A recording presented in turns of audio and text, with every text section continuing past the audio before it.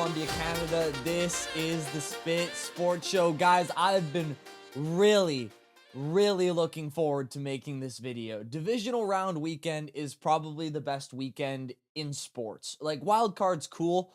You got more games, I understand that, but a lot of the matchups are, Philly versus Green Bay and a bunch of these other mismatches.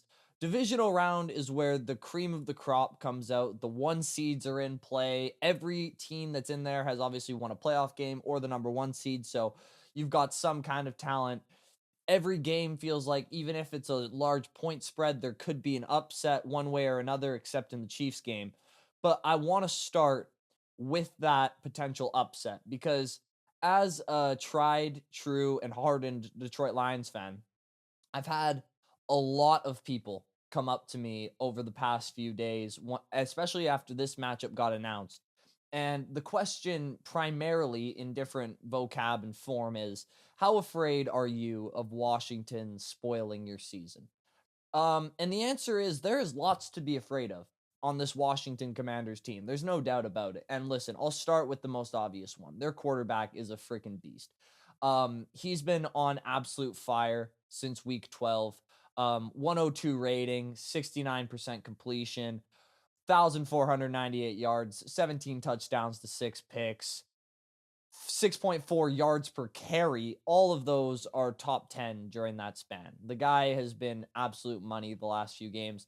And even at the start of the season, like we saw in his first two starts, like, okay, this guy is going to bring a new spark to this organization. And what's so crazy is those numbers I just pointed out. That's the second most impressive part of the run that he's on right now. Like I said, they've won their last six, but in their last 6 games, their first win to start this streak was versus the Saints. They get the stop on a 2-point conversion to win that game. Jaden actually didn't play very well, but the Commanders' defense was able to make a play. Versus the Eagles the week after, one of the clutchest drives of the year, capped off with practically a walk-off touchdown pass, despite 5 turnovers that game, including 2 from him. They beat Atlanta with a game-winning drive in overtime, game-winning touchdown pass again. With their backups in Dallas, they won with a walk-off touchdown pass from Marcus Mariota. And then last week, they beat the Bucks on a doink. So this team has won 6 straight coming into the playoffs, and all of them have been by the skin of their teeth. Like, this team has to be coming into this game with A plus plus plus plus plus plus confidence, because how could you not be? It seems like if you're on Washington, you're thinking to yourself, we're a team of destiny here. Like, no matter what happens, Jaden's going to find a way to make a play, or our defense will step up at the most opportune time, or our special teams will make, like, you just have to feel like there's something special going on in your locker room right now. And add on top of that the fact that in this game specifically, they have nothing to lose. Like, the last time I checked, the line was at 8.5. It's probably back up to 9 at this point. It's a big spread for a playoff game, and they're gonna go for it on fourth down all the time. I'd be surprised if we see any punts from Washington. And the other thing that scares me a little bit is the media, and the national media specifically. They tend to overreact to what we last saw. And I understand that there's obviously a recency bias in media. That's just how media has worked since the beginning of time. But we didn't see either of the two running backs pop off last game, and they've been kind of quiet for the past couple weeks. I'm telling you right now, that's a pretty good one-two punch. I like Brian Robinson a lot. And Austin Eckler is a good dual threat receiving back and running back who can get tough yards because he's just so small and he's got a low center of gravity. Guy can bull rush people. Terry McLaurin's obviously a dog. So there is a lot to be afraid of with Washington on the offensive side of the ball. I think Washington probably will put up around 24, 25 plus. But the thing is, even if they do, I think the Lions will still cover the 9 to 9.5. Like, this is what people will bring up to discredit that opinion, though. And I'm going to try to look at it from both sides. I think the Lions probably cover this line. But what you would say is, Washington's defense to start the year was garbage. Weeks 1 to 7, 114 passer rating allowed. That was second worst only to the injury decimated Rams. If you remember how the Rams were at the start of the season, everyone got hurt for them. They were also the fourth worst against the run during that span. Got better, middle of the pack during the season in terms of passer rating and running, just total defense. I think they're around 18th. And since this win streak began, they're holding quarterbacks to the second lowest passer rating in the entire NFL over that span, behind only the Ravens. So you might look at that and say, well, Washington's defense has been improving all season. If they can somehow crescendo in the playoffs, then they get a couple stops, Jaden's probably going to have a chance here. But although those numbers are good, when you look at who they played in those games and who they faced off during that span, you kind of get a clearer picture on why that passer rating allowed number is as low as it is, because they played against Will Levis, Spencer Rattler, Kenny Pickett, Michael Penix in his second ever start, and Trey Lance, who hadn't started in like a year and a half before that, and who can't even get on the field in Dallas.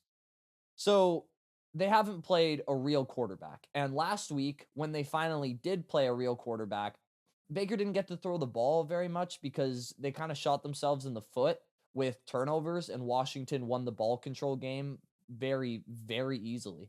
But he was 15 of 18 for 185 yards, 2 touchdowns, no picks, and a 147 rate. So obviously, this Washington pass defense, they can get got.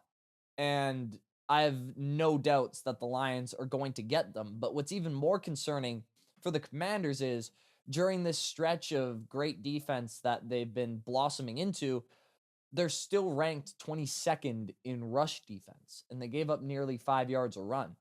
And people, because they don't have the household names, because there is no Tom Brady, Randy Moss leading the way, or Peyton Manning, people can't process really how good this Lions offense is and how efficient it is, but it's flatly historic. So, just as a baseline, they've scored the fourth most points and touchdowns in NFL history. That seems pretty good. But the thing that's crazy is they started off slow. The first 3 weeks, they scored 20 points, 20 points, 21 points, if I remember that correctly. So, if you go from week 4 on, if you take out their slow start, which they went 2-1 in regardless, since week 4, they've averaged 35.9 points per game. So basically 36 points per game. That would be third all time since the Super Bowl began. Plus 213 in point differential. And keep in mind, that's in only 14 games. And even in only those 14 games, that would still rank top 15 of all time in terms of point differential. 63 total touchdowns during that span. And the thing about this offense is it starts on the ground. It's not this greatest show on turf, Kurt Warner chucking it around to Torrey Holt. The Lions were second in rush attempts this year in the entire league. And like I just mentioned, Washington's run defense has been garbage all season long. They ended up 28th in yards per carry allowed and 30th in total rush yards allowed. That seems like a problem, especially when David Montgomery, Knuckles, is coming back refreshed, hopefully fully healthy, and ready to pound the rock down the middle. Adding on to the fact that the Lions have Christian McCaffrey, Alvin Kamara 2.0, generational running back Jahmyr Gibbs, and you're running behind the best offensive line in football. Now, Kevin Zeitler hurt his hamstring. He's going to be out for this game, but the backup, Christian Mahogany, the rookie, he looked really good in his one start. So I'm not exactly concerned about the Lions' guard play or offensive line play whatsoever. So with that run game humming the way I think it will, Detroit's going to be able to possess the ball. They're going to be able to keep it out of Jaden's hands. And most importantly, they're going to be able to keep their defense fresh, because that's going to be so important against a guy who scrambles the way Jaden does. Those edge rushers are going to have their work cut out for them if they're going to hope to contain that guy. But I think Washington's best bet on defense for this game is putting like 9 in the box and just sell out to stop the run. Because like I said, if you have the ball out of Jaden Daniels' hands for that long and Detroit's defense is well rested, I like our chances, especially with our secondary being as healthy as it is right now. But the issue for Washington, again, like there's really no good answer. If Washington does that, Jared Goff is going to tear them to pieces. Like, I'm not making this up. Like, I've got everything to back it up. Washington plays the sixth most man coverage in the NFL. Goff is the best quarterback versus man in the entire league. Versus man, Goff ranks number one in EPA for dropback, completion percentage, drop. No! Sorry about that, guys. A little technical error there. But like I was saying, Goff shreds man. First man, Goff is number one in EPA per dropback, number one in completion percentage, number one in touchdown percentage, first in dropback percentage, fourth lowest interception percentage. Almost half of his dropbacks this season against man have been first downs. So if Washington decides to play man, Goff is going to throw for 300 plus. There's just nothing you can do about it because that's where he thrives. And the other thing that Washington really likes to do is blitz. Washington had the fifth highest blitz percentage this entire season at 31.5%. Goff versus the blitz, fourth in completion percentage, fourth in yards per attempt, fourth in touchdowns. Like, he's just really good against all of these trickery type defenses that you might try to get him off the field quickly. And the other element to this that people don't understand about Goff is how good he's been in big moments and big games. Like, since the Super Bowl against New England, where he and McVay got undressed by Bill Belichick, he's played 5 playoff games. He's got 6 touchdowns to no interceptions. He hasn't thrown a pick. He's got 1,166 yards and a 103 passer rating. He's been lights out in the playoffs since that just historic disaster offensive Super Bowl.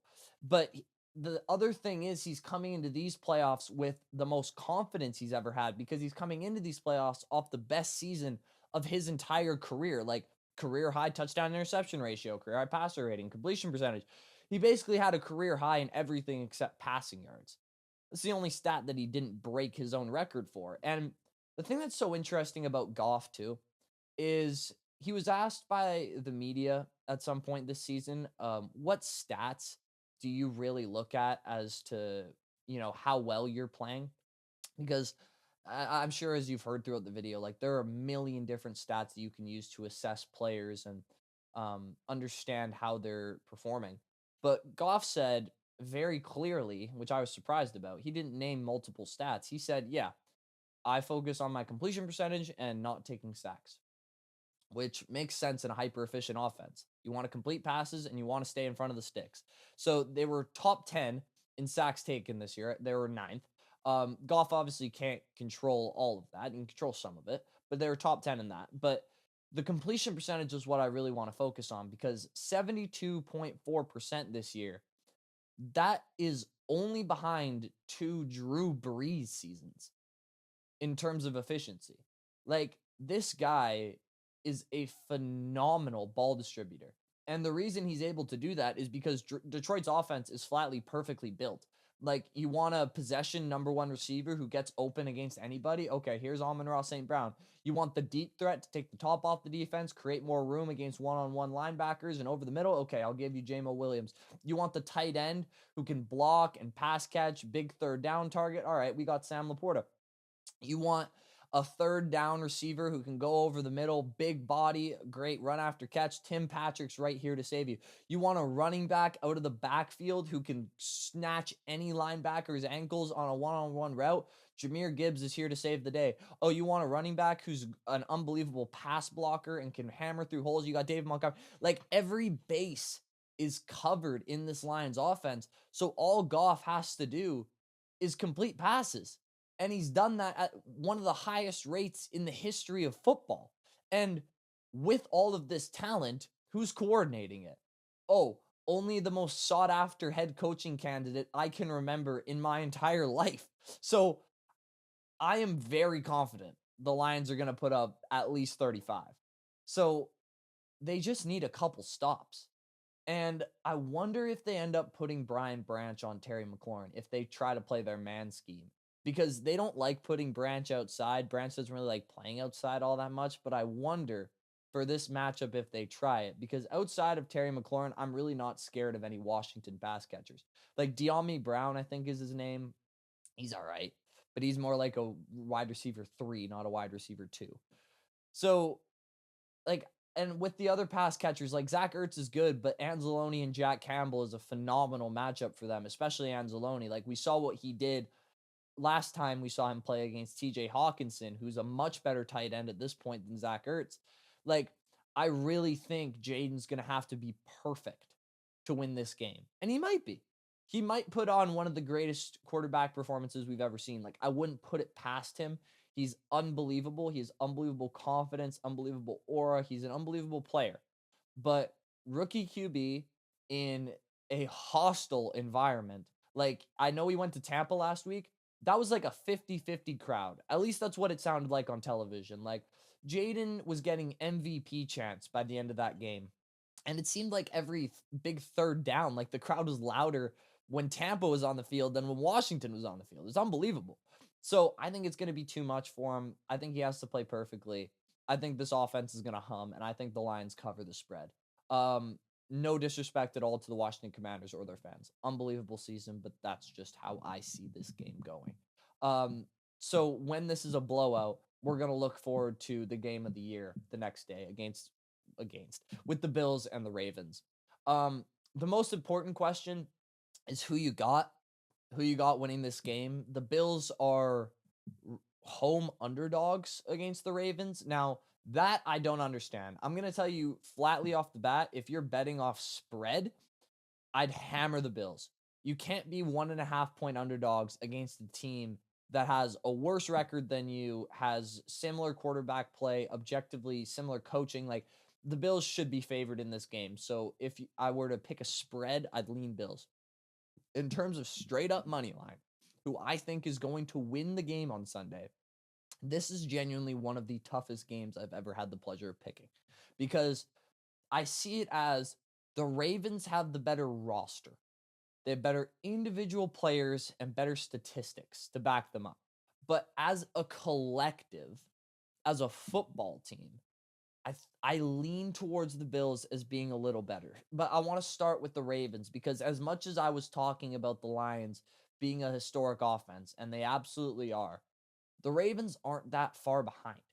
They are number 1 in the history of football in yards per rushing attempt. They average nearly 6 yards a rush. Now, a lot of that has to do with their freak show quarterback and his ability to throw the defense off by pulling the ball and running himself. But that's a big part of the Ravens offense, obviously. Like, that is the most ridiculous backfield I've ever seen created in history. Like, that's something you'd come up with in Madden. Like, oh yeah, we want the best running quarterback, the fastest running quarterback ever, with arguably the best bruising downhill running back we've seen since Adrian Peterson, probably. Like, it's ridiculous, that Ravens backfield, and it equated to a lot. They were third highest scoring offense this year. They were first in yards per play. Almost a half yard between them and second place for that stat. Like, yards per play is a very key stat. And a lot of that has to do with Derrick Henry, but just in general, these are the best weapons Lamar has ever had. Now I'm going to get into Zay Flowers in a little bit, but if he were to play, obviously, great weapon.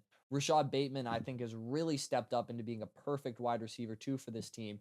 Mark Andrews is a constant stud, one of the biggest red zone threats in the league, and Isaiah Likely has only gotten better and better. So, comparatively, the Ravens really had to lean on their run game back in the days, because they didn't have any wide receiver game breakers who could beat man coverage one-on-one. They do now. It's going to be limited if Flowers is out, and it looks like he will be. But again, I'll get into that in a little bit. But on the other side of the ball, as has been pointed out generally, which is just a fact, like, this has been a tale of 2 seasons for the Ravens defense. From weeks 1 to 11, they were 27th in points per game, 27th in yards per game, 26th in passer rating allowed. Like, they were flatly bad. Since week 11, and everyone talks about, moving Marlon Humphrey back, and that's the big reason why the Ravens defense changed.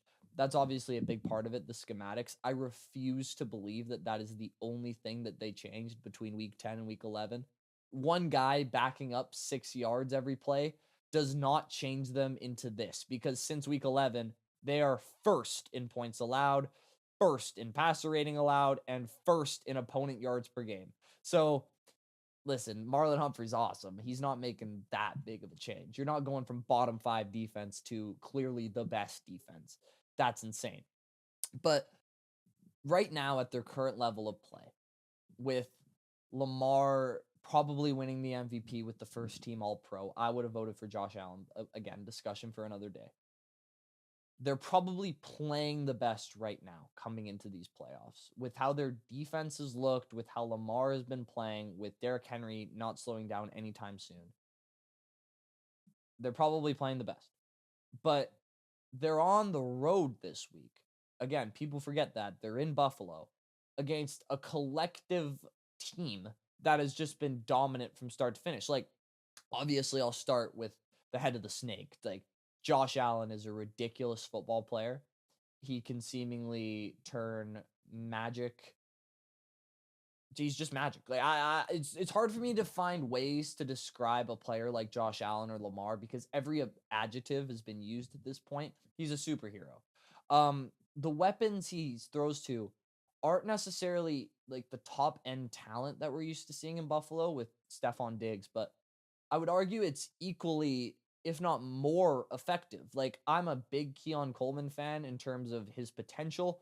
I think that Khalil Shakir is maybe the most underrated receiver in the entire NFL. Obviously, James Cook has turned into a godsend in the running back room. I think that little Ty Johnson catching passes out of the backfield is so annoying. Like, he killed the Lions last time we played them.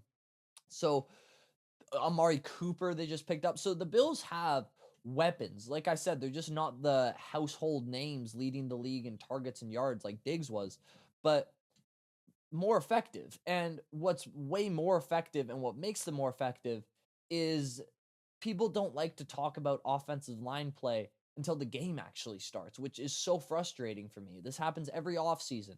No one talks about the offensive line play. But the Bills' offensive line is awesome. The Bills don't take sacks. They flatly don't. Like, they only allowed 14 sacks this year. And a lot of that has to do with Josh and getting out his stuff and, his incredible ability to extend plays. But the next closest was 22. So it was not all Josh. Like, Mahomes is just maybe not just as escapable as Josh is, but like Lamar and Kyler, like all of these quarterbacks, they can get out of stuff. This team doesn't take sacks, so they stay in front of the sticks all the time. And run game, the Bills' run game isn't the Ravens' run game. Obviously, it doesn't have the star power or any stats to back it up, but it's the most effective that it's been since Josh has been the quarterback. They're 11th in rush yards per attempt, they're 9th in total rush yards, and they're first in rushing touchdowns. So I really like how their offense is so balanced. Like, you don't really know what to game plan against if you're Baltimore. Obviously, you got a game plan against Josh, but like, is this going to be the Ty Johnson game like it was against the Lions? Is it going to be the James Cook game like it tried to be against the Rams? Like, you can come up with a bunch of different pieces that you can use effectively instead of just relying on one dude, which I think makes you harder to game plan for. Buffalo's defense is fascinating to me because if you look at it on paper in season total stats, they're 17th in total yards and 11th in points allowed. Like, they're pretty good, but not the same as they were the previous years. But if you really look deep into what that means, a lot of that has to do with back-to-back weeks. They had to play the Lions and the Rams, who put up 42 and 44 on them in consecutive weeks. So, just ask the Vikings how hard it is to play the Lions and Rams back-to-back weeks. Vikings stink. That combo is not easy to play against in back-to-back weeks, especially for the terrible Vikings. So without those games, without the Lions and Rams both putting up 40 on them, which totally understand, those games happened and they matter, and they should affect their defensive stats. But if you take those games out, their defense is nearly top 5 in everything. So the biggest hole on this Buffalo team, on offense or defense is their pass defense. They were 18th in passer rating allowed. But huge break for the Bills. Zay Flowers is doubtful. And when a player is doubtful, I've never seen him play before. Maybe that's because I haven't watched enough football, but I watch a lot of football. I've never seen a doubtful player end up suiting up. Now, maybe because it's such a big game and it's the playoffs, he'll figure it out. But I'm going to assume that Zay Flowers does not play in this game. And that's huge for Buffalo because not only does that take away the threat of their number one receiver against their weak pass defense, but you're also going to be able to run fit better because you don't have Flowers extending the defense all the time. The safeties are going to be able to play a bit more in the box. Like, this is a huge injury, especially in this matchup. Like, Buffalo and Baltimore have literally the exact same point differential. They're both plus 157. This is as close as a playoff game can get in terms of on-paper analysis. Like, genuinely, this game might come down to Tyler Bass versus Justin Tucker and who can make a longer kick or who can, make the game-winning kick, who has the ball last. I think it might be a little more low scoring than people think it's going to be. I think it's going to be around 27-24. I would bet the Bills as home underdogs, like I already said. And I would bet the Bills straight up. I think this is the best Bills team we've seen. I think their offensive line is incredibly underrated. I think if Zay Flowers was playing, I'd probably lean the Ravens because, like I said, the Bills' weakness is their pass defense. I don't think the Ravens are going to be able to exploit it the way they want to. I'm going to lean towards the Bills in this game. I think the Ravens have more impact players, more Pro Bowlers, all of that stuff. I think the better football team is the Buffalo Bills, and I think they end up getting this win. Also, the game should be pretty cold, and the Ravens, how they've been handling this cold weather alert, like practicing indoors 2 straight days with the windows open and the water off instead of just going outside. And their reasoning for not practicing outside was because it was too cold and the field was too hard, but the field is going to be rock hard in Buffalo. Like, it's not like they have a huge field over at Highmark Stadium. I apologize if that's not what it's called. I'm pretty sure that's what it's called. But the Ravens, how they've dealt with this cold stuff is crazy. This is going to be the coldest game of Lamar's career, Florida boy. Josh is from Wyoming. Big farm boy. Like, he'll be fine. So I think the cold helps the Bills as well. And that transitions perfectly, absolutely seamlessly into my thoughts about Rams-Eagles. Because if this game was in LA or Dome, genuinely, I would probably pick LA straight up in an upset. But the issue for the Rams is if Philly could somehow call God and draw up the conditions of what they wanted to play the Rams in, this is how they would draw them up. -8 and probably just dumping snow. The only chance the Rams have to win this game, because the Eagles obviously have the better roster from top down. They have the better receivers. They have the better running back. They have the better offensive line. They have the better pass rush. They have They have the better linebackers. Yeah, the Rams linebackers are kind of weak. They have a better secondary. They have a better football team. Only way the Rams win this game is if Matthew Stafford wildly outplays Jalen Hurts. And Jalen's been a little shaky lately. Hasn't been playing very good football. Ever since that Super Bowl run, he's actually been pretty bad in the playoffs. But Matthew Stafford is bad outdoors in the rain and snow. He didn't get to play many games outdoors in rain and snow in Detroit, actually, because obviously he's in a dome. He did have to go to Lambeau a couple times and Soldier Field, blah, blah, blah. Matthew Stafford, in his career, outdoor in the rain or snow, he is 1-8 with a 54.6 completion percentage, 14 touchdowns to 11 picks, and a 76 passer rating. Now, give him credit. A lot of those games were with the terrible Detroit Lions, so that obviously will downgrade your stats a bit. But what people might not understand about old people is the cold affects them more. So all of those games and all of those stats were when Stafford was still a young buck with refreshed and new, moving muscles. He's now an old dude living in LA. He's used to the hot weather all the time.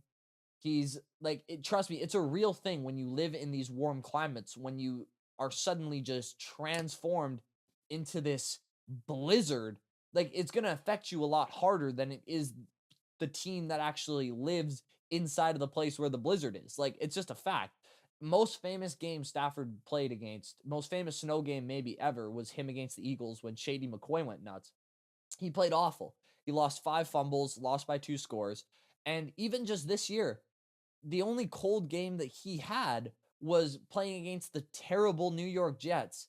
Stafford threw for only 100 yards, a touchdown, and an interception in that game. They scored 19 points and barely scraped out a win. Like, I'm not making this up. Stafford flatly is not good in the cold historically. And being an older quarterback living in a hot climate going into this blizzard of a playoff game, it's the worst case scenario for the Rams. And I don't feel bad. I was going to say I kind of feel bad. I don't feel bad at all. It's football.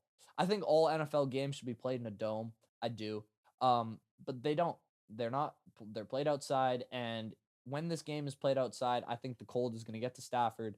And flatly, I don't think the Rams have much of a chance in this game because only way they win, Stafford just drastically outplays Hurts. I don't see that happening. So I think I'll take the Eagles to win and probably cover. And if you want my thoughts on the Chiefs-Texans game, too bad. They're the same as everybody else's thoughts on the Chiefs-Texans game. I expect it to be about 17-0 by the end of the first quarter, and I'll turn the game off and take a nap so I can get ready for the Lions-Commanders game at night. It's going to be great. I hope you all enjoy divisional weekend as much as I'm going to. I really do. Please let me know if you disagreed with anything in the comments below. I obviously love talking about football and everything that comes with it. So if we can have a conversation in the comments below. If you enjoyed what you heard, let me know in the comments as well, obviously. But if you enjoyed what you heard, leave a like on the video as well. Please subscribe if you haven't already. Spit Sports, you're just at over 380 subscribers. Gosh, this was a fun episode. Thank you all so much for watching. I will see you all in the next video. Peace out.